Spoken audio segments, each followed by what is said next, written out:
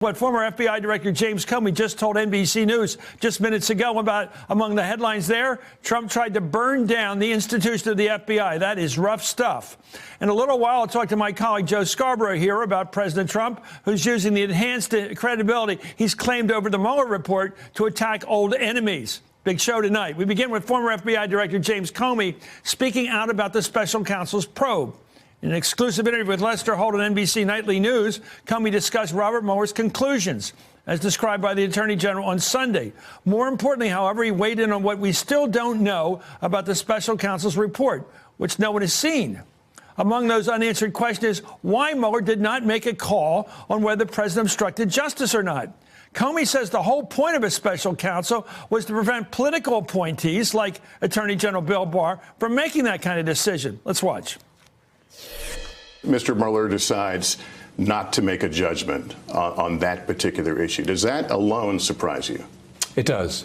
The purpose of a special counsel is to make sure that the politicals, in this case the Attorney General, doesn't make the ultimate call on whether the subject of the investigation, the President of the United States, should be held criminally liable for activities that were under investigation. And so the idea that a special counsel wouldn't reach the question and hand it to the political leadership doesn't make sense. I'm not prejudging it. I'm just saying it doesn't make sense on its face.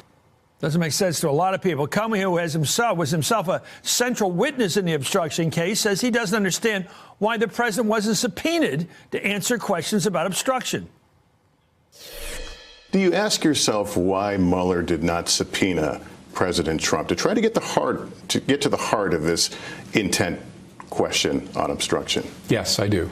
And I don't know the answer to that. I have the same question about how the Attorney General could resolve the question, which he says in his letter turns upon the president's intent without the president having been asked what his intent is.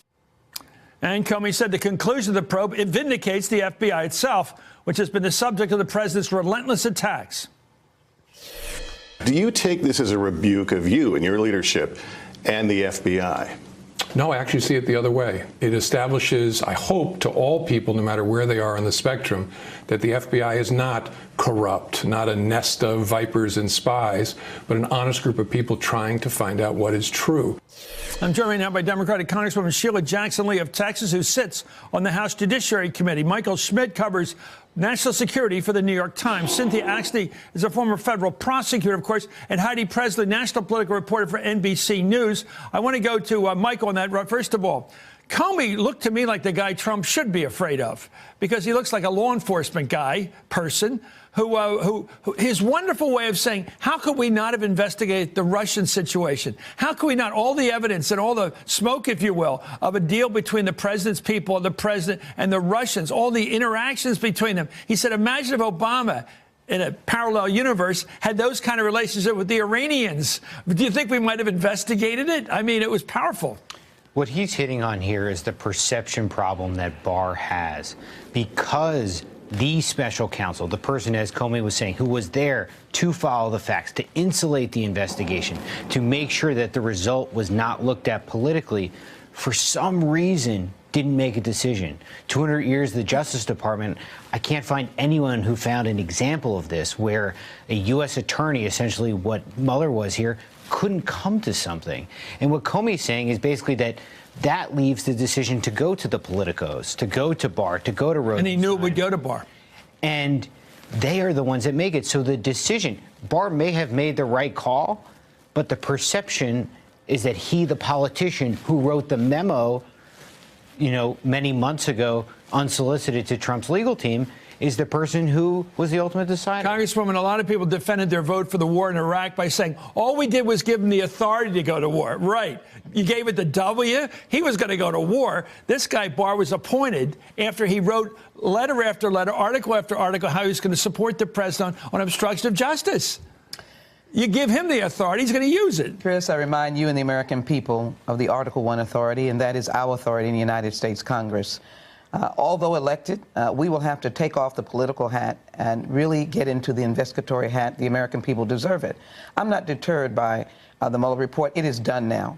I am prepared to deal with the Mueller report by getting the Mueller report and insisting that Attorney General Barr does not wait a couple of weeks. We do not need to let him massage the report, summarize the report, as he tried to do over the weekend. I was shocked that he gave an extensive letter. I simply wanted a few points and for him to say the Mueller report is en route to the United States Congress. So we'll have to use our subpoena power in several instances in order to get the truth and begin a full investigation on both issues, the collusion, although we certainly acknowledge Mueller, and also the lack of decision on obstruction. Well, in ruling that the president did not obstruct justice, Attorney General William Barr argued that it's difficult to bring obstruction charges when the president himself hasn't engaged in the underlying crime, the collusion here. However, Comey took issue with that reasoning. Is that a legal principle that you have always understood? No, that's part of my confusion. I don't think the AG said that was the justification. He cited it as a factor, and that's just not been my experience as a prosecutor for decades. Every day in this country, people are prosecuted for obstructing justice to avoid embarrassment, to avoid harm to their business, to avoid threats to their families, where there isn't an underlying crime that they committed. And you wouldn't want it any other way, because if you had to always prove the underlying crime, you would create incentives to obstruct, because people get away with both if they successfully stop an investigation. Cynthia, it strikes me that knowing Trump and his suspicions of the so-called deep state and everybody else, and there's also wonders about his kids and his other people, he may have wondered, as he was obstructing apparently, a lot of smoke there, that all kinds of people, Donald Jr., Gates, Manafort, he didn't know what any of them were up to particularly. And so he may have been just trying to obstruct just to protect all manner of folk. Your thoughts? Well, he may have been, but Comey is right. I mean, the general rule is you can be convicted of obstruction of justice whether or not the underlying crime it turns out to be a conviction. I will say this about the confusion concerning Mueller and the decisions that he's made. The one thing Mueller's known for is being thorough and by the book.